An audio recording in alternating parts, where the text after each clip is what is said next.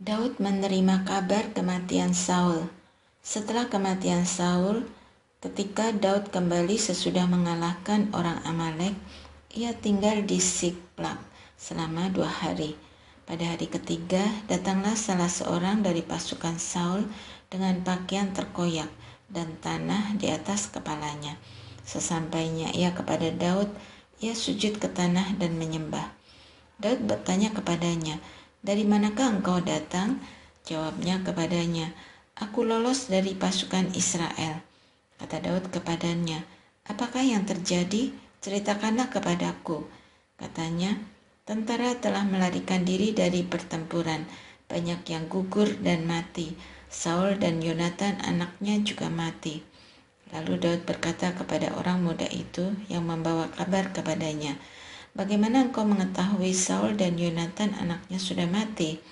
Orang muda yang membawa kabar kepadanya itu berkata, "Aku kebetulan berada di pegunungan Gilboa. Tampaklah Saul sedang bertumpu pada tombaknya, sementara kereta-kereta dan pasukan berkuda yang mengejarnya sudah dekat. Ketika menoleh ke belakang, ia melihatku dan memanggilku. Aku berkata, 'Ya Tuanku.' Ia bertanya kepadaku, 'Siapakah engkau?' Jawabku kepadanya, 'Aku orang Amalek.' Lalu katanya kepadaku, 'Datanglah kemari dan bunuhlah aku, sebab rasa sakit mencengkeram aku, tinggal napas yang ada padaku.' Aku datang ke dekatnya dan membunuh dia, sebab aku tahu ia tidak dapat bertahan hidup setelah jatuh. Mahkota di kepalanya dan gelang pada tangannya kuambil, lalu kubawa ke sini kepada tuanku." Lalu Daud mencengkeram pakaiannya dan mengoyaknya. Begitu juga semua orang yang bersama dia. Mereka meratap, menangis, dan berpuasa sampai matahari terbenam untuk Saul dan Yonatan anaknya, untuk umat Tuhan dan kaum Israel, sebab mereka telah gugur oleh pedang. Kemudian Daud berkata kepada orang muda yang membawa kabar itu kepadanya, "Dari mana asalmu?" Jawabnya, "Aku anak seorang pendatang, seorang Amalek." Daud berkata kepadanya, "Bagaimana mungkin kau tidak takut melayangkan tanganmu menghabisi orang yang diurapi Tuhan?" Lalu Daud memanggil salah seorang hambanya. Katanya, "Kemari, bunuh dia." Orang itu menghabisinya sehingga ia mati. Daud berkata kepadanya, "Kau tanggung sendiri darahmu, sebab mulutmu sendiri telah menjadi saksi menentang engkau, dengan berkata, 'Aku telah membunuh orang yang diurapi Tuhan.'" Ratapan Daud atas Saul dan Yonatan. Daud meratap dengan ratapan ini tentang Saul dan Yonatan anaknya, dan ia memberi perintah untuk mengajarkan nyanyian panah kepada Bani Yehuda. Beginilah yang tertulis dalam kitab orang jujur. "Semarakmu, hai Israel, jatuh terbunuh di bukit-bukitmu, telah gugur para pahlawan. Janganlah kabarkan itu di Gad, janganlah beritakan itu di jalan-jalan Askelon, supaya jangan bersukacita anak-anak perempuan orang Filistin, supaya jangan bersukaria anak-anak perempuan orang-orang tak bersunat. Hai gunung-gunung di Gilboa, jangan ada embun atau hujan di atasmu, atau padang-padang yang subur, sebab di sanalah perisai para pahlawan tercampak. Perisai Saul tidak lagi diurapi dengan minyak. Tanpa darah orang-orang yang mati terbunuh, tanpa lemak para pahlawan. Panah Yonatan tidak akan balik, pedang Saul tidak akan kembali dengan sia-sia. Saul dan Yonatan yang dicintai dan disenangi, dalam hidup dan matinya tidak terpisah. Mereka lebih cepat daripada Raja Wali, lebih kuat daripada singa.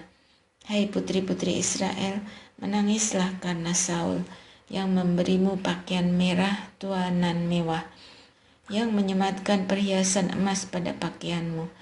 Telah gugur para pahlawan di medan pertempuran. Yonatan terbunuh di bukit-bukitmu. Hatiku berduka karena engkau, Yonatan, saudaraku. Betapa menyenangkannya engkau bagiku. Cintamu lebih menakjubkan bagiku daripada cinta perempuan. Telah gugur para pahlawan dan musnahlah senjata-senjata perang." Daud menjadi raja atas Yehuda. Beberapa waktu kemudian, Daud meminta petunjuk kepada Tuhan. Haruskah aku pergi ke salah satu kota Yehuda? Firman Tuhan kepadanya, pergilah. Lalu kata Daud, kemana aku harus pergi? Firman-Nya, ke Hebron.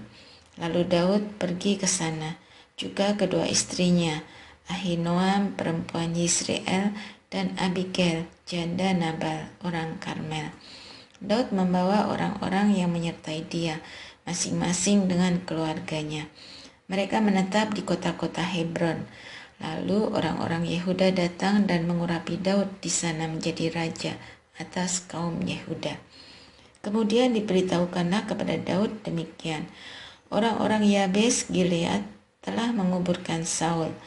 Daud lalu mengirim utusan kepada orang-orang Yabes Gilead dengan pesan, diberkatilah kamu oleh Tuhan, karena kamu telah menunjukkan kasih setiamu kepada Tuanmu Saul dengan menguburkannya.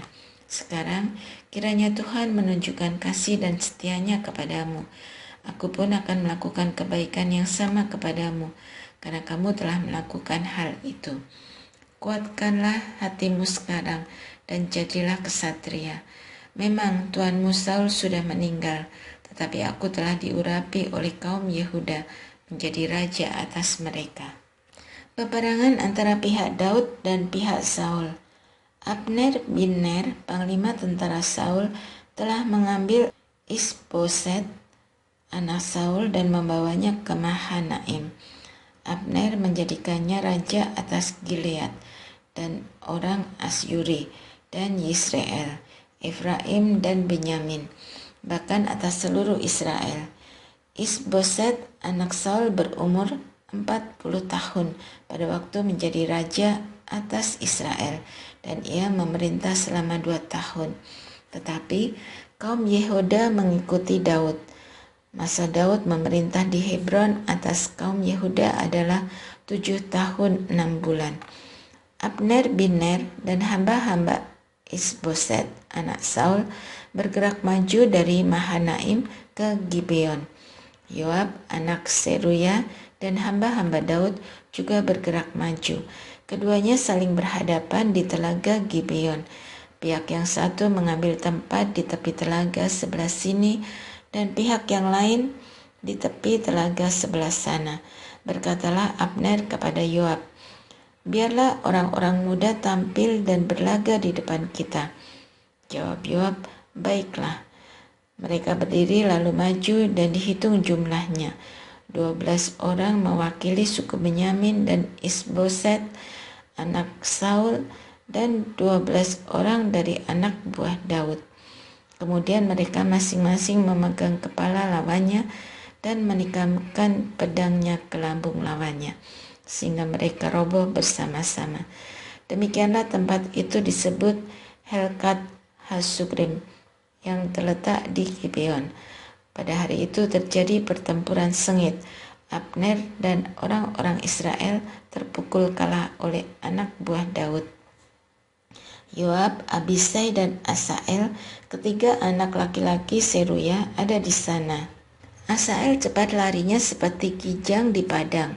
Asael mengejar Abner dan tanpa berpaling ke kanan atau ke kiri mengikuti Abner. Abner menoleh ke belakang dan berkata, engkaukah itu Asael? Jawabnya, ya benar. Kata Abner kepadanya, berpalinglah ke kanan atau ke kiri. Tangkaplah salah seorang dari orang-orang muda itu dan ambillah senjatanya. Tetapi Asael tidak mau beralih dari pengejarannya. Abner berkata lagi kepada Asael, berhentilah mengejar aku. Mengapa aku harus membunuhmu? Bagaimana aku dapat memandang muka Yoab, saudaramu? Namun Asael tidak mau berhenti. Lalu Abner menusuk perut Asael dengan pangkal tombaknya, sampai tombak itu tembus ke belakang. Ia roboh dan mati di tempat. Semua orang yang datang ke tempat Asael roboh dan mati itu berhenti di situ. Tetapi Yoab dan Abisai mengejar Abner. Ketika matahari terbenam, mereka sampai ke bukit Ama yang berhadapan dengan Gia, ke arah padang gurun Gibeon. Bani Benyamin berhimpun di belakang Abner, menjadi satu pasukan dan mengambil tempat di puncak sebuah bukit. Abner berseru kepada Yoab, "Haruskah pedang menelan korban terus-menerus? Tidak tahukah engkau betapa pahitnya apa yang akan terjadi pada akhirnya? Berapa lama lagi engkau tidak mau memerintahkan tentaramu untuk berhenti memburu saudara-saudaranya?" Jawab Yoab, "Demi Allah yang hidup, seandainya engkau tidak berbicara, pastilah tentaraku tidak akan berhenti memburu saudara-saudaranya sampai pagi." Lalu Yoab meniup sangkakala dan seluruh tentara berhenti. Mereka tidak lagi mengejar orang Israel dan tidak berperang lagi. Sepanjang malam, Abner dan orang-orangnya berjalan melalui Araba Yordan dan menyeberangi sungai Yordan. Mereka berjalan terus sepanjang pagi, lalu sampai ke Mahanaim. Yoab kembali setelah berhenti memburu Abner. Ketika ia menghimpun seluruh tentara, ternyata 19 orang dari anak buah Daud hilang, termasuk Asael. Tetapi anak buah Daud menewaskan 360 orang dari suku Benyamin, dari antara orang-orang Abner. Mereka mengangkat jenazah Asael dan menguburkannya dalam kubur ayahnya di Betlehem. Kemudian Yoab dan orang-orangnya berjalan sepanjang malam dan sampai ke Hebron ketika hari sudah terang. Peperangan antara keluarga Saul dan keluarga Daud berlarut-larut. Daud kian lama kian kuat, sedang keluarga Saul kian lama kian lemah. Anak-anak lelaki Daud. Di Hebron lahirlah anak-anak bagi Daud. Yang sulung ialah Amnon, anak Ahinoam, perempuan Yisrael. Yang kedua ialah Kileab dari Abigail, perempuan Karmel, janda Nabal. Yang ketiga ialah Absalom, anak dari Maaka, putri Talmai raja Gesur. Yang keempat ialah Adonia, anak dari Hagit. Yang kelima ialah Sefatia, anak dari Abital. Yang keenam ialah Yitream dari Egla, istri Daud. Semuanya ini dilahirkan bagi Daud di Hebron. Abner membelot kepada Daud. Selama terjadi peperangan antara keluarga Saul dan keluarga Daud, Abner semakin berpengaruh dalam keluarga Saul. Saul mempunyai selir, namanya Rispa binti Ayah. Kata Isboset kepada Abner, "Mengapa kau hampiri selir ayahku?" Abner sangat marah karena perkataan Isboset itu. Katanya, "Apakah aku kepala anjing yang memihak Yehuda? Sampai sekarang aku menunjukkan kesetiaanku kepada keluarga Saul ayahmu, kepada saudara-saudaranya, dan kepada sahabat-sahabatnya. Aku tidak membiarkan engkau jatuh ke tangan Daud.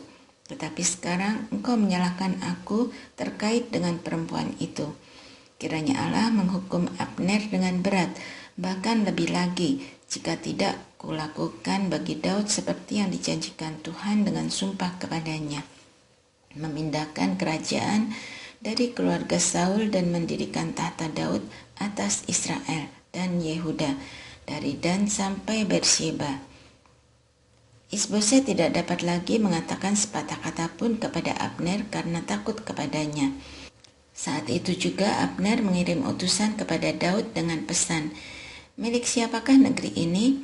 Ikatlah perjanjian dengan aku, maka aku akan membantumu untuk membawa seluruh rakyat berpihak kepadamu." Jawab Daud, "Baik, aku akan mengikat perjanjian denganmu. Hanya satu hal kuminta darimu, jangan sekali-kali melihat mukaku, kecuali engkau membawa Mikal putri Saul terlebih dahulu, apabila engkau datang menghadap aku." Daud mengirim utusan juga kepada Isboset, anak Saul, dengan pesan, "Berikanlah istriku Mikal, yang telah kuperoleh dengan 100 kulit khitan orang Filistin." Lalu Isboset menyuruh orang mengambil perempuan itu dari suaminya, Paltiel bin Lais. Suaminya berjalan bersama dia sambil menangis dan mengikuti dia sampai Bahurim. Kata Abner kepadanya, "Pulanglah." lalu ia pulang. Abner pun berunding dengan tua-tua Israel. Katanya, telah lama kamu menghendaki Daud menjadi raja atas kamu. Sekarang bertindaklah, sebab Tuhan sudah berfirman tentang Daud. Demikian, dengan perantaraan hambaku Daud, aku akan menyelamatkan umatku Israel dari tangan orang Filistin dan dari tangan semua musuhnya. Abner juga berbicara dengan orang Binyamin. Lalu Abner pergi membicarakan dengan Daud di Hebron segala yang dipandang baik oleh orang Israel dan seluruh kaum Binyamin. Ketika Abner datang kepada Daud di Hebron bersama 20 orang, Daud mengadakan perjamuan bagi Abner dan orang-orang yang menyertainya. Kata Abner kepada Daud, "Baiklah, aku bersiap untuk pergi menghimpun seluruh orang Israel kepada tuanku raja, supaya mereka mengikat perjanjian dengan engkau, dan engkau menjadi raja atas semua yang kau kehendaki." Lalu Daud melepas Abner pergi dengan selamat. Abner dibunuh Yoab. Hamba-hamba Daud dan Yoab baru saja kembali dari penyerbuan dan membawa serta banyak jarahan. Tetapi Abner tidak lagi bersama Daud di Hebron, sebab Daud telah melepas dia pergi dengan selamat. Ketika Yoab dan segenap tentaranya sudah pulang, diberitahukanlah kepada Yoab demikian. Abner bin Ner telah datang kepada raja, dan raja sudah melepas dia pergi dengan selamat. Kemudian Yoab pergi kepada raja dan berkata, "Apa yang kau lakukan? Abner telah datang kepadamu, tetapi mengapa engkau melepas dia pergi begitu saja? Engkau tentu kenal Abner bin Ner itu. Ia datang untuk memperdaya engkau dan mengetahui gerak-gerikmu, serta semua yang kau lakukan." Sesudah itu, Yoab keluar meninggalkan Daud dan mengirim utusan menyusul Abner. Lalu mereka membawanya kembali dari sumur Sirah tanpa diketahui Daud. Ketika Abner kembali ke Hebron, Yoab mengajak dia ke samping, ke bagian dalam gerbang itu, seakan-akan hendak berbicara dengan dia secara diam-diam. Di situ ia menikam perut Abner hingga tewas demi darah Asael adiknya. Beberapa waktu kemudian, ketika Daud mendengar hal itu, ia berkata, "Aku dan kerajaanku tidak bersalah di hadapan Tuhan terhadap darah Abner bin Ner sampai selama-lamanya. Biarlah itu ditanggungkan atas kepala Yoab dan atas seluruh kaum keluarganya. Biarlah dalam keturunan Yoab tidak putus-putusnya ada orang yang mengeluarkan lelehan, orang berpenyakit kulit yang menajiskan, orang yang bertongkat, orang yang tewas oleh pedang atau yang kekurangan makanan." Demikianlah Yoab dan Abisai adiknya membunuh Abner, karena ia telah menewaskan Asael adik mereka di Gibeon dalam pertempuran. Kata Daud kepada Yoab dan semua tentara yang bersama dia, "Koyakkanlah pakaianmu dan kenakanlah kain kabung, dan merataplah di depan jenazah Abner." Raja Daud sendiri berjalan di belakang usungan jenazah. Ketika orang menguburkan Abner di Hebron, raja menangis dengan suara keras pada kubur Abner, dan semua tentara itu menangis. Raja meratap untuk Abner dengan kata-kata ini, "Apakah Abner harus mati seperti matinya orang bebal? Tanganmu tak terikat dan kakimu tak dirantai. Engkau gugur seperti seorang gugur di depan orang lalim." Semua tentara menangisi dia semakin keras. Semua orang datang membujuk Daud untuk makan roti selagi siang, tetapi Daud bersumpah, "Kiranya Allah menghukum aku dengan berat, bahkan lebih lagi jika sebelum matahari terbenam aku makan roti atau apapun." Seluruh rakyat melihat hal itu dan menganggapnya baik, sebagaimana segala sesuatu yang dilakukan raja dianggap baik oleh seluruh rakyat. Pada hari itu, taulah seluruh rakyat dan seluruh Israel bahwa pembunuhan Abner bin Ner bukan prakarsa raja. Kemudian raja berkata kepada hamba-hambanya, "Tidak tahukah kamu bahwa pada hari ini telah gugur seorang pemimpin orang besar di Israel? Sekalipun sudah diurapi menjadi raja, aku sekarang bersikap lembut. Tetapi orang-orang itu, anak-anak Seruya, terlalu kejam bagiku. Kiranya Tuhan membalas orang yang berbuat jahat setimpal dengan kejahatannya." Isboset dibunuh. Ketika putra Saul mendengar bahwa Abner sudah meninggal di Hebron, hilanglah keberaniannya dan gentarlah seluruh Israel. Putra Saul mempunyai 2 orang kepala pasukan. Yang pertama bernama Baana dan yang kedua bernama Rekab. Keduanya anak Rimon, orang Beerot, orang Benyamin. Beerot termasuk daerah Benyamin. Orang Beerot dulu melarikan diri ke Gitaim dan menjadi pendatang di sana sampai hari ini. Yonatan, putra Saul, mempunyai seorang anak laki-laki yang cacat kedua kakinya ketika ia berumur 5 tahun.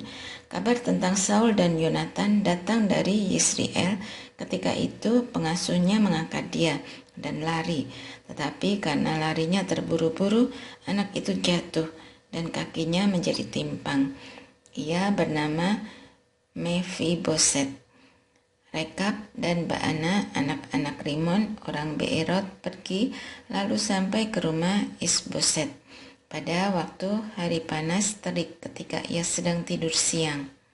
Rupanya penjaga pintu rumah itu mengantuk dan tertidur ketika membersihkan gandum.